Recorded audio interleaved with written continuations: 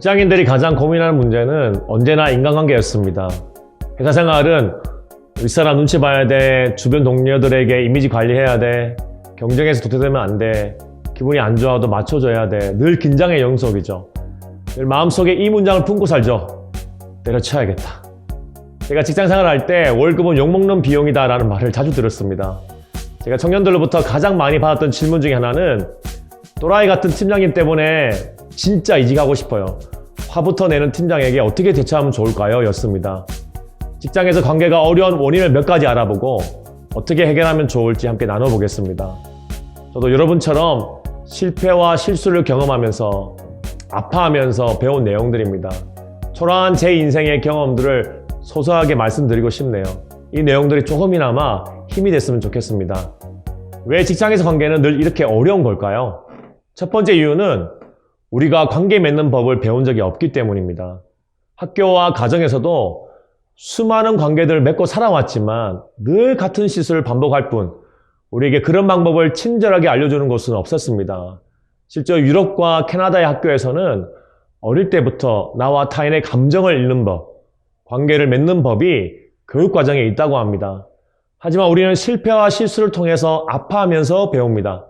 이 과정 속에서 배우고 성장하면 다행인데 도망치거나 회피하게 되는 경우가 더 많죠. 그래서 관계에도 연습이 필요합니다. 두 번째 이유는 인간의 죄가 일터 속에서 아주 나쁜 파장을 일으켰기 때문입니다.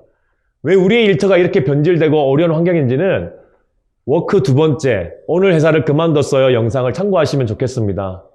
인간의 죄로 우리의 직장에서는 친밀감은 사라지고 서로를 탓하며 책임을 전가하기 시작했고 관계는 정치적으로 변해버렸습니다.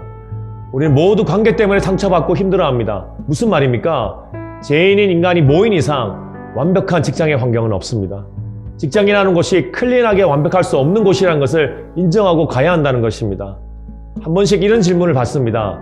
아니, 직장도 가정도 힘들어서 교회에 왔는데 교회 와서도 이렇게 관계 때문에 힘들어야 합니까? 이 질문에 저는 이렇게 대답합니다. 죄송합니다, 형제님. 교회도 죄인들이 모인 곳입니다.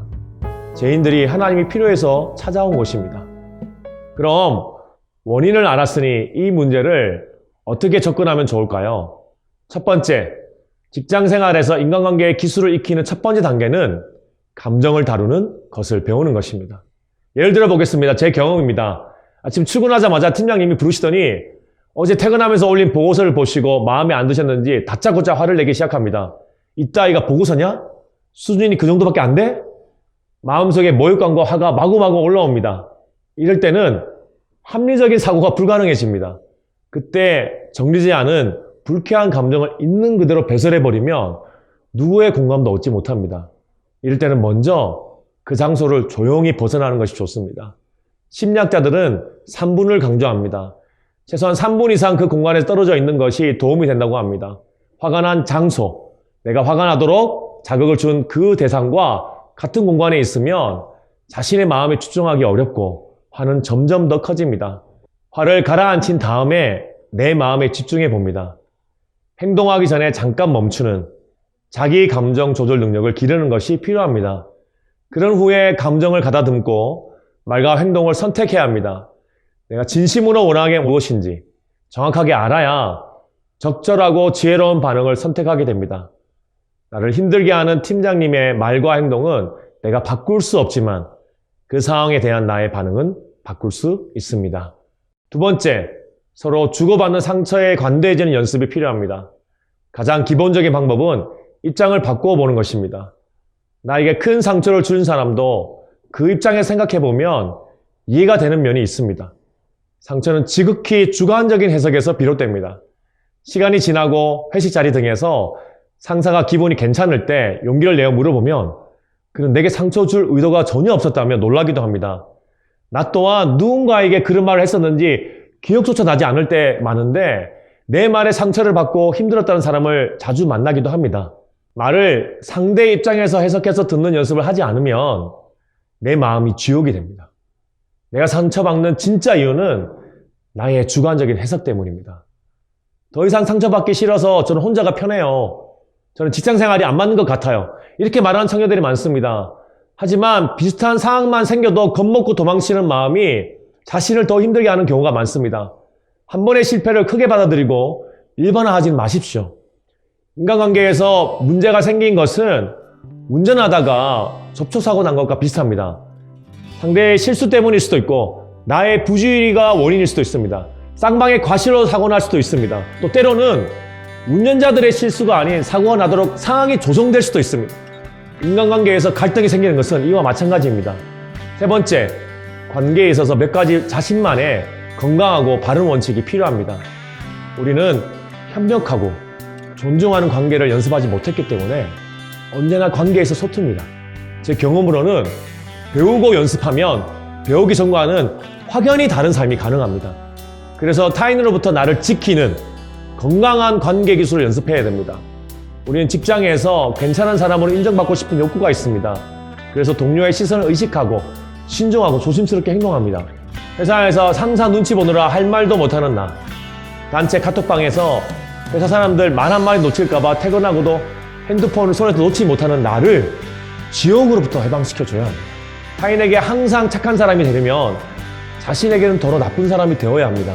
모든 사람에게 좋은 평판을 받으려고 애쓰지 말고 소외될까봐 불안해하지 말고 지혜롭게 타인과 거리를 두면 오히려 잘 지낼 수 있습니다.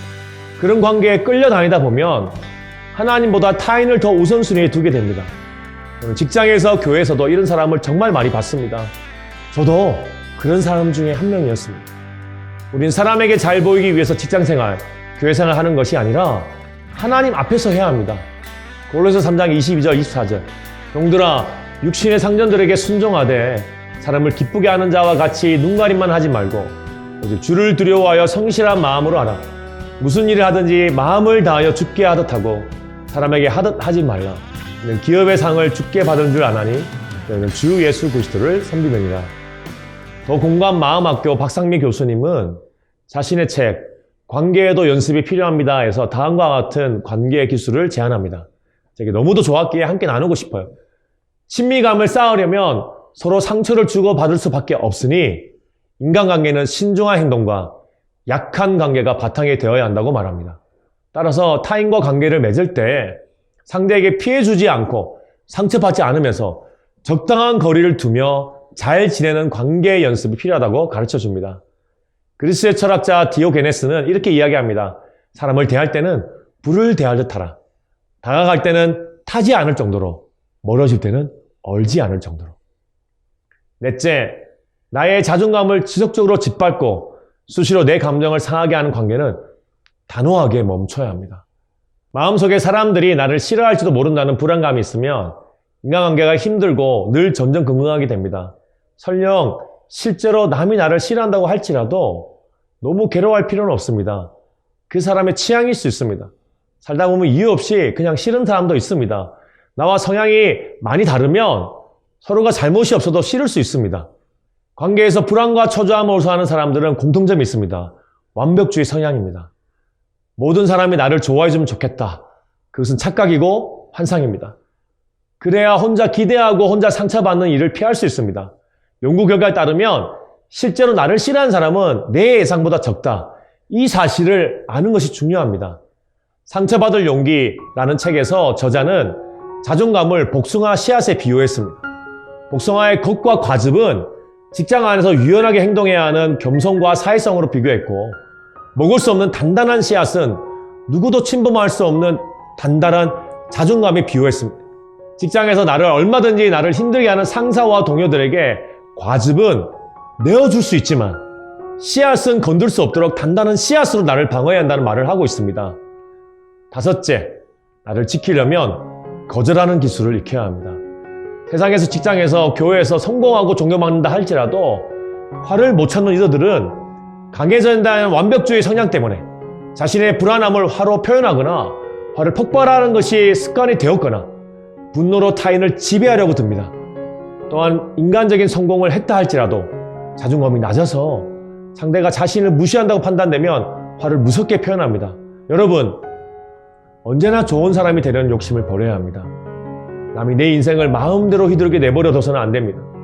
원치 않는 상황은 분명하게 거절하고 단호하게 자신의 생각을 표현하는 방법을 연습해야 합니다. 한마디로 자기 자신의 삶을 포기하면서까지 인간관계에 집착해서는 안 됩니다. 때로는 그렇게 할 때에 여러분이 속한 공동체 안에서의 정의가 바로 세워집니다. 예수님은 작은 마을 나사렛의 목수 출신이셨지만 그 당시 권력자인 종교 지도자들과 정치 지도자들의 말에 휘둘리지 않으셨습니다. 실제로 나를 힘들게 하는 상사에게 거절을 표현해야 할 상황에 어떻게 하면 좋을까요? 먼저 믿을 만한 동료들과 함께 이 고민을 공유한 것이 좋습니다. 이야기하다 보면 위로도 받고 내가 생각하지 못했던 좋은 대응 방법들을 찾을 수 있습니다. 첫 번째, 상습적으로 내 성과를 가로채는 경우에 조용히 찾아가 말해야 합니다. 예의 바르되 감정에 휘둘리지 말고 침착하게 눈을 보면서 말해야 합니다. 사람들이 보는 앞에서 말하면 망신당했다는 생각 때문에 오히려 복수의 대상이 됩니다. 팀장님, 덕분에 제가 많이 배워서 성과를 낼 수 있었습니다. 다 팀장님 덕분입니다. 하지만 저의 성과를 공식적으로 인정해 주시면 앞으로 더 열심히 일할 힘이 생길 것 같습니다. 이렇게 이야기해도 부끄러움을 모르고 아랫사람을 만만하게 본다면 인격 장애가 있는 사람입니다. 두 번째, 자기 실수를 덮어씌우려는 경우에는 동료들이 있는 자리에서 도전해야 합니다. 증인들이 있을 때 해야 합니다. 최대한 존중하고 겸손한 자세로 또박또박 분명하게 말해야 합니다. 팀장님, 일이 잘못되어서 얼마나 속상했습니까? 제가 뒷받침을 잘 못해드려서 정말 죄송합니다. 하지만 모두 제 잘못으로 돌리시면 제가 앞으로 팀장님을 도와서 적극적으로 나서서 일할 용기가 나지 않을까봐 걱정됩니다.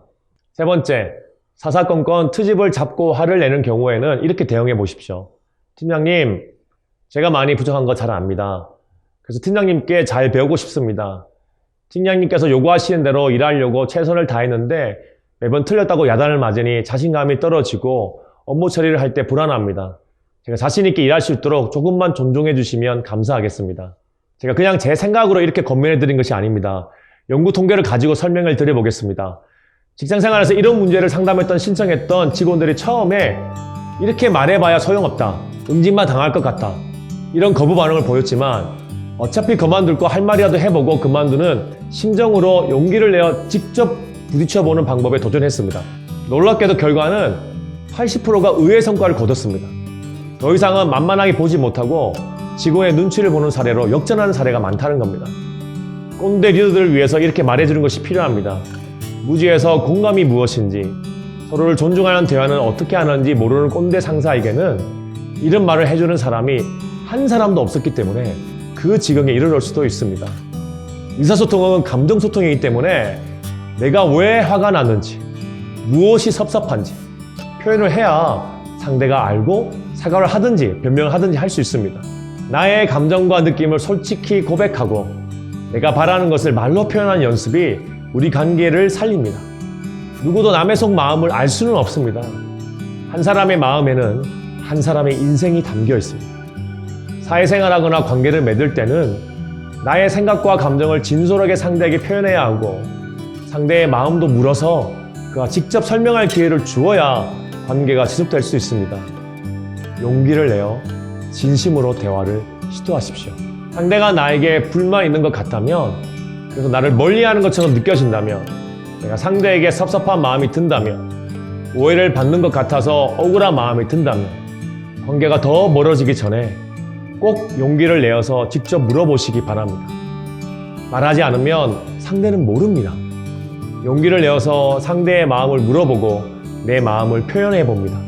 그럴 때 관계가 더 단단해질 수 있습니다. 여섯 번째, 여러분, 내가 상대에게 휘둘린다고 생각이 들면 빨리 관계를 재설정해야 합니다. 관계를 맺다 보면 평등하기보다는 한쪽이 더 권력을 갖기 십상입니다. 이런 경우에 심리적 지배, 심리적 조정, 노예화를 경험하게 됩니다. 지속적으로 통제당하다 보면 피해자는 스스로를 쓸모없는 존재나 무능한 존재로 인식하는데, 이러다 보면 지배자에게 복종을 하며 관계를 지속하게 됩니다. 성폭력 피해자나 가정폭력 피해자들이 이런 지배를 당하는 경우가 많습니다. 이런 경우는 직장과 가정에서, 교회와 연인관계에서도 나타납니다. 말 잘하고 화를 잘 내고 성격이 센 사람이 온순한 사람들을 자기 의지대로 조종하려고 합니다. 제 직장 상사는 늘 화를 내요. 제가 실수를 많이 하니까요. 제 의견 내지 않고 명령만 따르면 편해요. 덜 혼나니까요. 라고 말하는 직장인들이, 교회 성도들이, 자녀들이, 연인들이 이런 심리적 지배의 피해자입니다.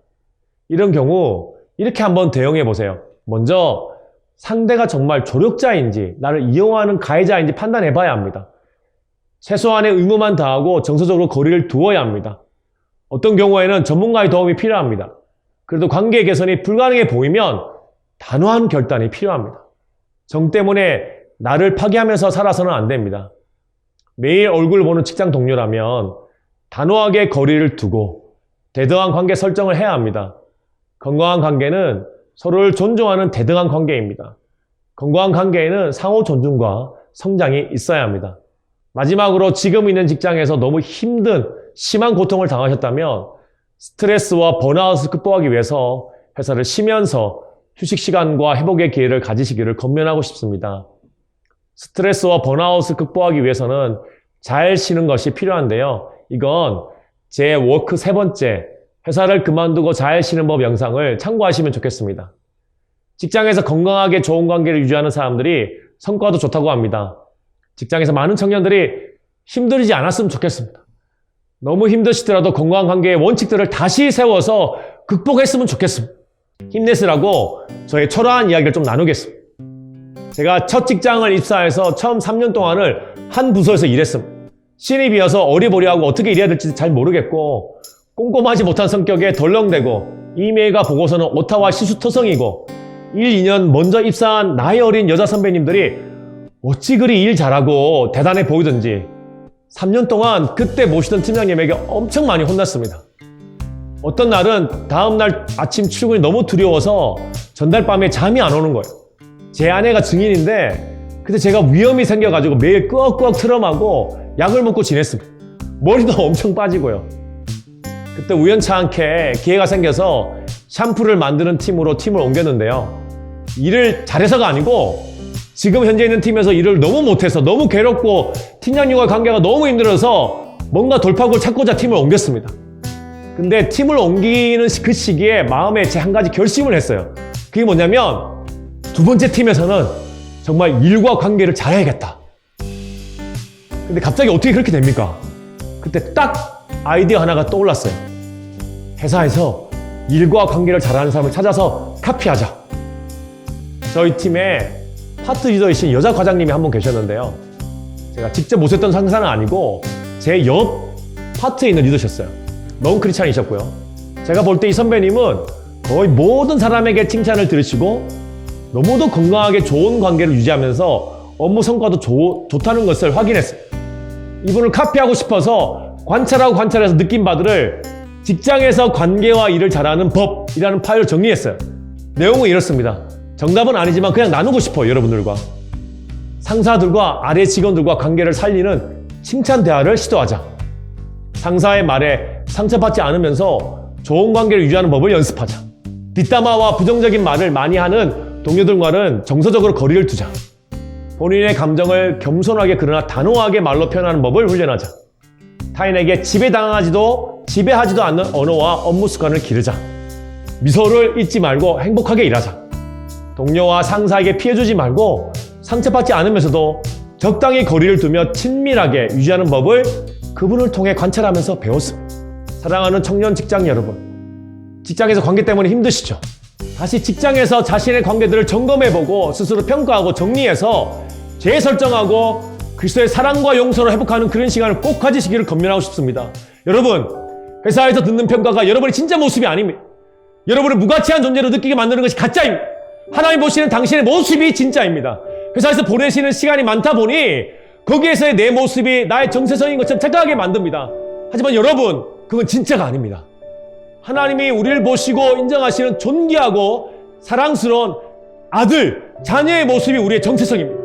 내가 누구인지를 절대 잊지 마십시오. 이것이 우리의 자존감의 근원입니다. 하나님 아버지의 존귀하고 사랑스러운 자녀인 나.